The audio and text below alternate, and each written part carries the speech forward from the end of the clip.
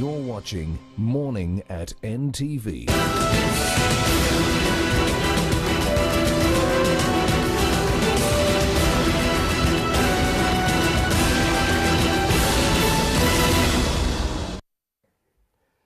Thank you, our viewers, for continuing with us here at NTV on our live broadcast here in the morning. And we have a big story that all of you, of course, this is not pretty strange, it's everywhere. And today I think I just need to be in the immediate context of the news. And everything is being taxed. That is literally a statement I'm getting from feedback from some of my colleagues around town. And it's quite worrisome. We need to ask and probe how these decisions are made, why they are made, and whether actually the repercussions of such decisions are known. And so in the financial year 2016-17, URA collected 13 trillion shillings, which is less than half of the national budget that had been made as of then, which was 29 trillion. So 13 trillion is what you're able to raise out of the 29, meaning you're so much deficient in terms of the resource envelope that you can locally generate.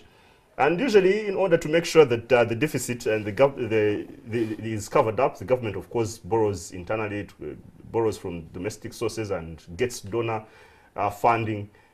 And now, there's a proposition as to make sure that that gap is still bridged, to do more tax measures and extractions from the public, from the same particular population, majorly, the people who are already actually being taxed, to have extra taxation on them. And it is assumed that these proposals are going to generate 30.9 trillion. So the budget has been much more extra bloated to a bigger number from the previous 29 trillion to now 30.9 trillion. And the domestic taxation raise and, of course, sourcing of revenue is anticipated to be 16.4 trillion. So meaning that there's just an extra scale of about 3 or 4 trillion from the previous anticipated revenues to be generated from the local pool that is being raised, which is not quite a significant number. But the tax propositions are very frightening in as much as actually it's a little proportion of what is contributed to the local domestic sourcing of taxes. So let me just go through very fast the government proposals, the tax proposals that are being made. There is increase in taxation on wines, spirits, beers, airtime. Of course, the most controversial one, but somehow it has been commended to be the right step, SACCOs. Yet a year ago, actually, the SACCOs had been protected from taxation. So within a span of 1 year, a taxation policy is reversed just suddenly out of nowhere, and no serious regard of reason why that has been done. Then there's the social media platforms such as WhatsApp, Facebook, tax expected to generate about 400 billion.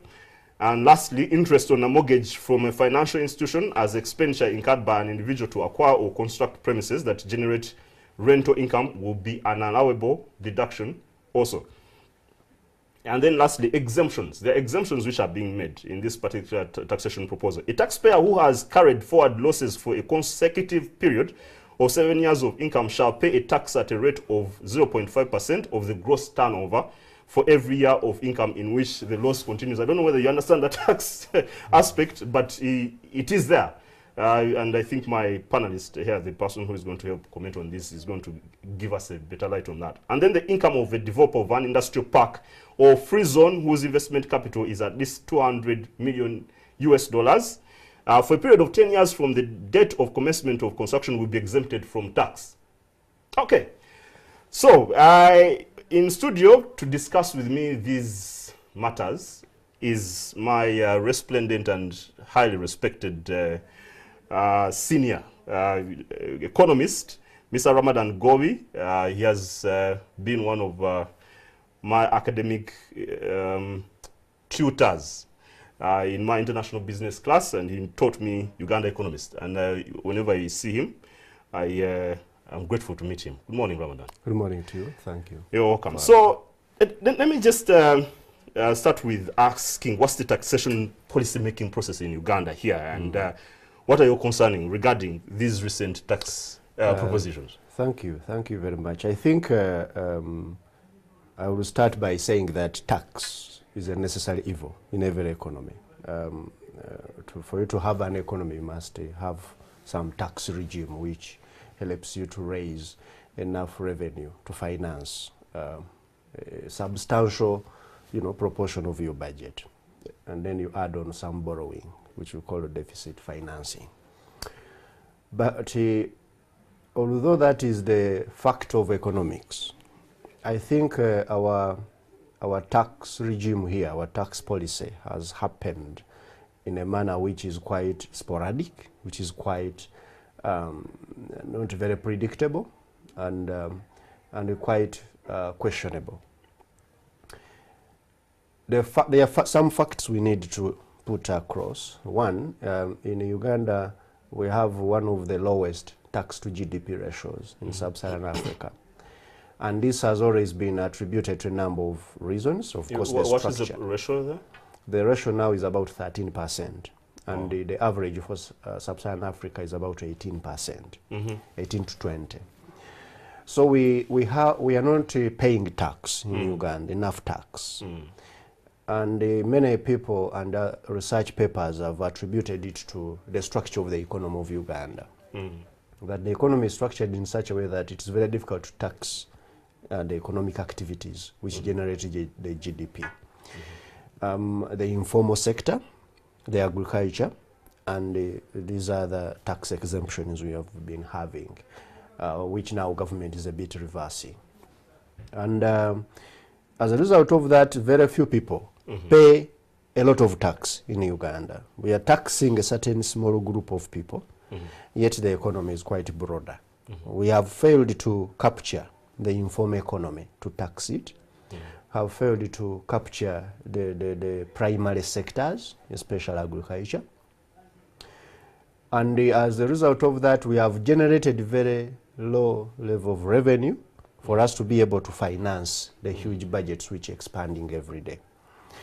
So there has been a pressure on the government from their multilateral partners, the development partners, as well as from even within the economists and other civil society people and so on, have been putting a lot of pressure on government to raise enough tax revenue to reduce this borrowing. Yes. And I think government now woke up and said, why don't we do this? Because it is doable. Let us tax them. But at the end of the day, they ended up targeting the same products. Exactly. A few same products and people. Yes. Taxed and taxed again and again, which to me is not very good economics. The good economics would have sent them to think out of the box. How do we, for example, the tax on social media is not per se a very bad tax. I was on this TV and I said that if you think about the need to maybe bringing in what we call a Piguvian tax, scene tax which will reduce people spending money on things which are not so important in their lives. It's not tax on medicine, it's not tax on beverages. Then that tax could be permissible to some extent. But when you come now to, again, tax the same people who are on social media now, they are the ones drinking these beverages, they are the ones who are going to pay the tax on mobile money transfers, they are the ones to pay tax on all these sorts of things which government is proposing. And it's not newly introduced taxes, it's just an accumulation or perhaps an increment. Oh yeah, they are just adding. Yeah, because they say we shall add on 100 shillings, exactly. 200 shillings. So it's like you're not a bit, you have found that those people can afford to be taxed and taxed again. And I think that's not good, because tax has a negative multiplier. Of course. Tax affects the ability of people to create wealth. Yeah. And in economics, we usually say that whenever you are taxing, ensure that you are very careful that you don't create a lot of anxiety amongst those you are taxing. Yeah. Otherwise, you may turn that tax to be a bit regressive, yes. And at the same time, it may discourage economic activity. Government needs money. It should raise money from us by taxing us. That's a fact. But I think the people who are thinking out the taxes a bit lazy, as I've already said. They are going for the same person all the time. And that's not good economics. We need to expand the tax base. Now we are just broadening, we are just actually deepening the tax burden. Yes. The tax burden on certain particular people. Yeah. And those few people, okay, they might be the ones who have more money in Uganda, but we need to trace out more of this GDP. Where is it coming from? Because GDP has expanded, but the tax hasn't been growing in lockstep with the same kind of speed at which we would have loved them to. Yeah. Okay, and we are going to continue. We are actually continuing this discussion, and fortunately, I have another guest that will be coming on, and I want to just inquire from you, also just continually.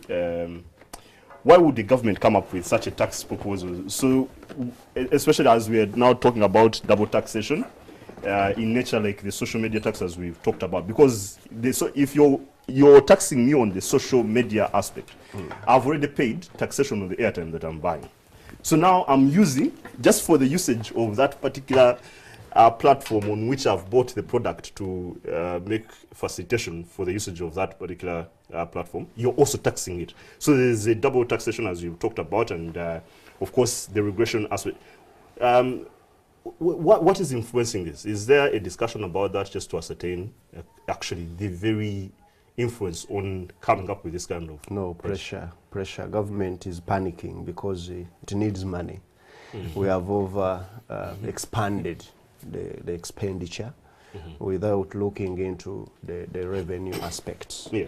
And I think as a result of that, we have seen that there is a need for us to as well look into the resource envelope. How do we get the money? And for that matter, therefore, I suspect that because of that pressure, government got panicky, and because of also the fact that the debt is expanding quite abnormally, they are looking for ways of getting the revenues increase, and for that matter, because of that pressure, they have many options around. But just lastly on that particular string, so if you're feeling that you have a serious tax deficit, or rather perhaps revenue deficit, why would you actually even increase the budgetary cap? Because the previous year it was 29 trillion. You have now pushed it to 30 trillion. Yeah. Why wouldn't you get prudent and frugal and say, you know what, this is too much, a heavy burden on us. Let's reduce perhaps on our spending. Why doesn't the government have that particular audacity to actually either maintain the same budgetary line or perhaps reduce it? I think for you call it common sense. Economists, we call it fiscal indiscipline. It is a fiscal indiscipline. You know, fiscal indiscipline is when government is spending a lot on things which they are not going to create money. And it doesn't look through its own expenditures to see how they cut those items, so that you can only remain with those things which are so critical for you to, create more GDP. And for that matter, therefore, government has become so big. We have spoken about these things. It has expanded so much over the years. It has been like a monster, monster growing every day. And there is no kind of sense of how do we reduce this government, first and foremost. Then too, we also became so overambitious with our projects we want to do in a shortest possible period for us to get Uganda to another level, which we call middle income. Now, government is racing against time. We must build all roads, we must build all dams, we must ensure that we get all farmers seedlings. And as you're building them, they're collapsing. So, yeah, you will get a challenge there. I think the National Development Plan and the Planning Authority, for that matter, made the government become so ambitious. And when you are over ambitious, you tend to make a lot of mistakes. Most of these projects they are doing, they are very, very critical for Uganda. But are they supposed to be done? in In that only time 5 frame. years True. or 10 years. Why don't we schedule them for about 30, 40 years, so that we're a bit comfortable with our expenditure. So that has been also one of the big government plus overly ambitious fiscal policy. True. Thank you for that particular insight. And I'm joined by Mr. Julius Mukunda, the CISBAG Civil Society Budget Advocacy Group Executive Director. Julius, you're welcome. Thank you. Timekeeping. Yeah. But grateful to see you. And so let's get started. I gave an overview of the tax provisions, the new tax policy measures that are being proposed and the exemptions. And we had covered a bit of the discussion with my honorable friend. He saw them, these guys drive cars with the TV. Okay. So let me just ask, the government is terribly squeezing the Ugandan, because that is the sentiment and perhaps the response that any ordinary Ugandan will make. And business really squeezing businesses and ordinary Ugandans with onerous tax impositions and several tax exemptions. Paradoxically have been made. Okay, one of them is that a taxpayer who has carried forward losses for a consecutive period of 7 years of income shall pay tax at a rate of 0.5%. Of course, this is a bit dubious, because there's also tax accounting manipulation, fraudulent accounting that can cause certain questionable issues in here. Then the income of a developer of an industrial park or free zone whose investment capital is at least $200 million for a period of 10 years from the date of commencement or construction will be exempted from tax. And then income of an operator in an industrial park or free zone or other business outside the industrial park or the free zone whose investment capital is at least 30 million in the case of a foreigner, or 10 million in the case of a Ugandan citizen. $10 million. $10 million, apologies, yes. For 5 years from the date of commencement. $10 million is, you're talking about 36 billion or 37 billion. Okay, so what's your response on this proposed tax exemptions? I think the first one is music to my ears, because I think we are, as civil society organizations, we have been able to, we have been pushing that. Why? About the loss reporting. Yes. You continually for years. Yes, if a company comes to Uganda, you invest, and then for 10 years you have been making losses. But you're expanding, you're increasing people's salaries, you're driving Porsche cars, you are acquiring assets, but you continue to make losses. I was shocked to learn that Warid never paid any corporation tax, for example. Which Warid? The one which was which was sold. And I was shocked. I was like, what? They said yes, but I mean, they were paying other taxes like PE, but corporation tax, they didn't making losses. So for me, I think this corporation tax, which is the profit element. Profit, yeah. Yes. Once you make profits, then you can be able to do that. I think for me, is that we are being taken for a ride. I think that's very important. You are being taken for a ride. I think even 0.5% is so little. We should be able to probably aim for 1%. The other tax, of course, you're talking about is for the tax incentives for investors in the free zones. I mean, like we have been talking about, is the tax incentives in this country is a necessary evil, because you can't run away from them. Kenya, Tanzania, even South Sudan up here, Rwanda, they all have tax incentives. So you can't say you don't want them. I think the most important part is to ensure that we monitor how these incentives are being utilized. Because once we provide these incentives, then we should be able to have benchmarks upon which we should measure your success. Because if you come to invest and say, I'm going to put in 100 million Ghana shillings, I would employ 200 people, I would export this amount of goods and services, we should be able to monitor that, see whether you are doing that. If you are not doing it at the end of the day, we just remove the incentive and then somebody takes it over. Are there any scenarios that have occurred in that regard?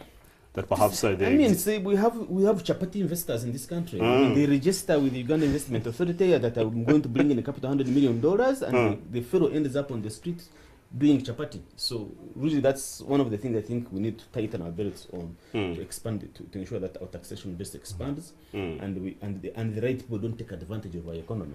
Let me ask now, if it's a newly established business in Uganda, a local business. Yes.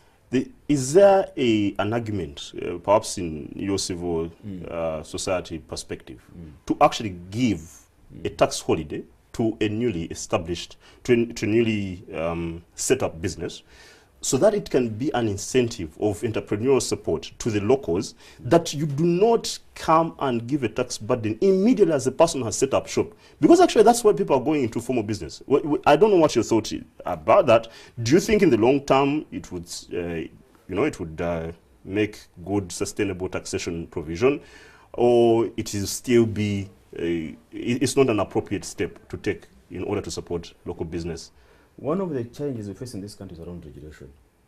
How would you invite an investor to come and make chapatis and you give him a license? I mean, that's ridiculous. But he said he's going to put 100 million.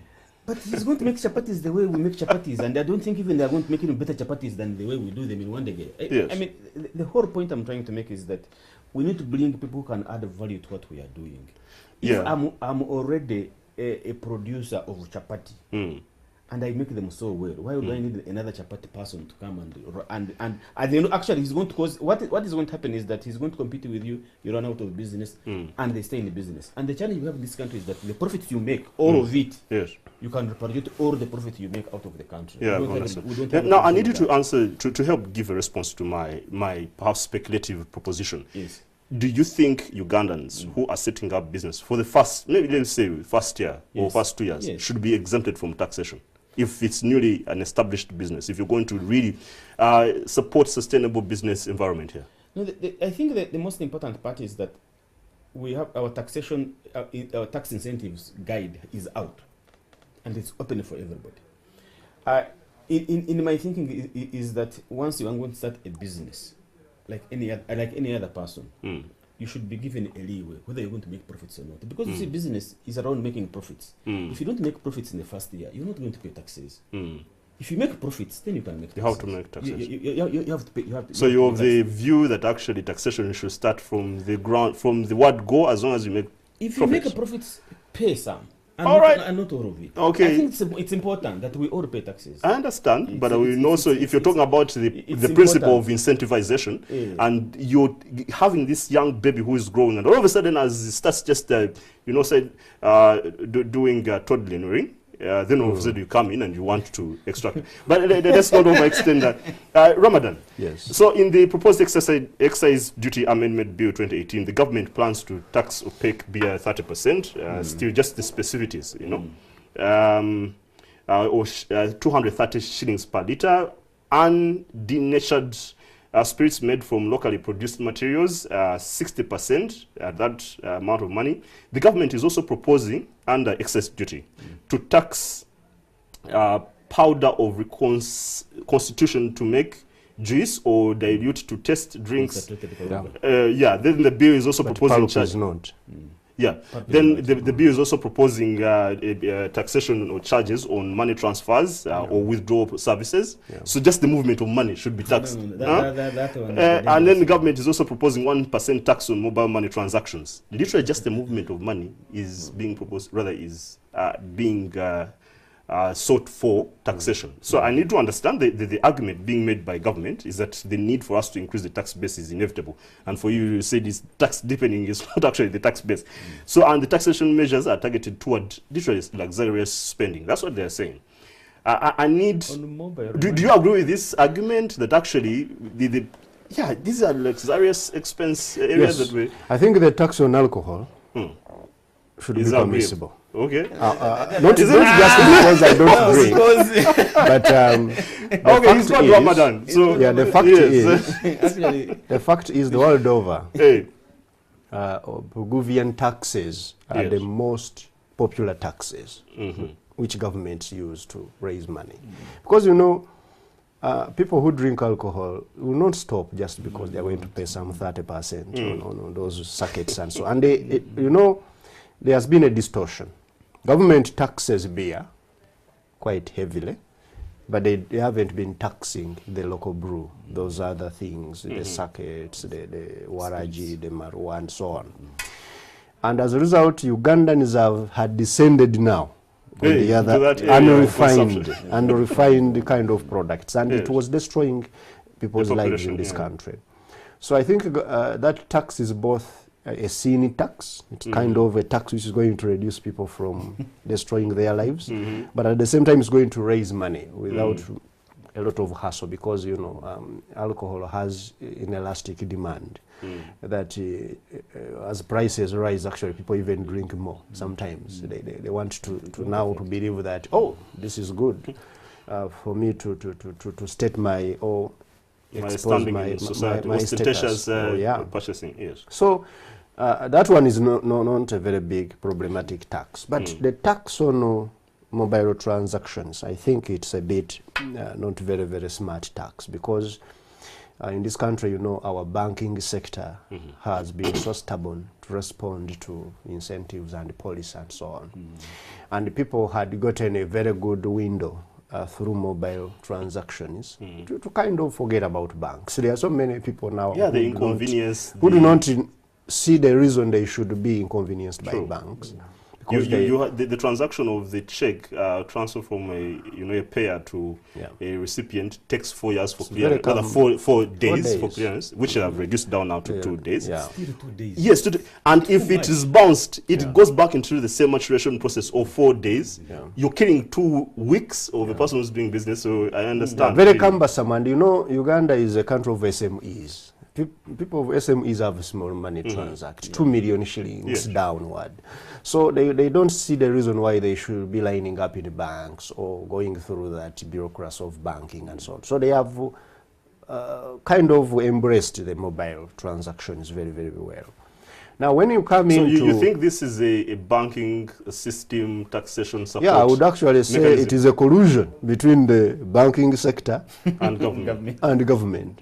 And particular people in government, perhaps, to see that they swing back the demand on their side. Because we have also spoken a lot about banks not reducing interest rates and so on. And it is a bit surprising for me that government is supporting them now indirectly by taking, making mobile transactions quite expensive for people. And they are actually now expensive. The transaction of just, I think, 100,000, 100,000 is about 5,000 shillings. You're really depleting 5,000 shillings of someone who is simply transferring money to someone else. That's just... No, it was a bit okay, but when you go on increasing it, it's like a tax on fuel. You know, I've always said that those who think of our tax regime are so lazy that they just concentrate on particular products. Now that the president wrote a letter which was threatening them, you know, you people, you were sleeping, you're not. Now they are waking up to tax more. Those very people, they have been paying tax because I pay income tax, I'm the one who's going to send money also to my grandmother in Butambala or my mother to buy some medicine. And again, you tax me. I pay VAT on everything I buy. I pay now these excise duties you're going to put all over the place. So at the end of the day, you'll find that that salary I get, about 60% of it is going to become tax. And how do you expect me now to save? And even the savings, you're going to tax them in a circle. So you are telling me, don't even save in a circle. Find somewhere in a box to save. So these taxes need to be really thought through. The implications, the economic implications of them, they are quite far-reaching. But it seems someone who's doing it is not... okay, so lastly, from both of you, let me get your opinion on the alternatives. You have the chronic budgetary deficit status for this country. And, you know, the people in government are saying this is how we will sort it out. What are the other options that we have that are not necessarily tax implicative in burdensome, you know, infringement on the same people that have been taxed, that can be taken on? Because if you're arguing that these are bad taxes, then you need to give alternatives. Just maybe 2 minutes each one of you. No, I mean, I think, like he said, for me, is that the tax on mobile money is a sin tax also. So it's acceptable? A sin tax. They are punishing us for using mobile. That's but what the syntax implies that actually there is some sort of profligate and immoral conduct behind it. So you cannot say it's a syntax. No nonsense, but for us, we call it a punishment tax. You are being punished for using mobile money. It's a lazy tax, I thought. And as such, they are just trying to tell you, please stop using mobile money. You use other platforms, which I think is... So being on WhatsApp because you're gossiping. That's another one. But on transaction on mobile money, I think that one is a punishment tax. They are trying to tell Ugandans, please don't use mobile money. And yet, more than 50% of Ugandans in this country are on mobile Julius, what are the options? Just one or two. 2 options. Number one is that what we are thinking about and what we have calculated is that let us look at more on the charges, on the exercise duty on the charges, not on the transactions. But That you're one giving the same kind of option because No, you it's see- the same industry, it's the same people using that. It is the same. It is the same industry, and what we are saying is that if you don't touch the transactions amount, you are not touching individuals. You are touching the charges that MTN Airtel is charging you. You are only charging the charge that they have charged you already, so it won't affect you much.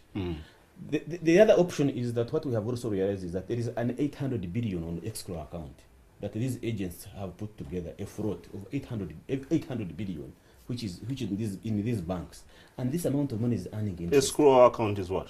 It's a fraud account. Yeah. You see, when you're an agent and you want to start business with MTN, they tell you to open an account and put the money. Ah, In essence, it is your money which you are yeah. transacting. True. If your So, mobile money agent, yes. 25 million for you And to when we open calculated, we found out that it is around 800 billion just on the fraud there being used. It is earning interest. If a government can tax that interest that is being earned, they can also generate But money. it does actually on treasury bills on that particular No, arrangement. that money on the it's- fraud, it doesn't. Really? It does on the fraud, it doesn't, because that amount is not being the banks You are don't not even declaring- follow it up. Yeah. Okay. are not declaring the interest on that fraud. So Okay, if one more. government can do One that, more. If government can do that, Yeah. yes. Okay, You can good. make money. And now Ramadan, you've brought in the anomaly that it's tax deepening, not actually tax basis expansion. And someone was talking about if you supported the agriculture sector, which employs over 80% of people, and invested heavily that then actually you would create a momentum, some kind of catapult ground from which to harvest tremendous, millions of money as an alternative. I don't know how supportive you are to that and any other option, just in 2 minutes. Or you are talking of how government can facilitate agriculture so Yes, that it yes, can absolutely. create And more. then you generate a capacity. We have spoken about that for a long time. I think, and government has been responding, although in a very distortionary manner. These seedlings they have been buying and so on. That has been going to agriculture sector, and there has been some improvement. Of course, when you look at coffee exports and so on, they have increased, and of course, when you go around the country now, agriculture is a bit booming.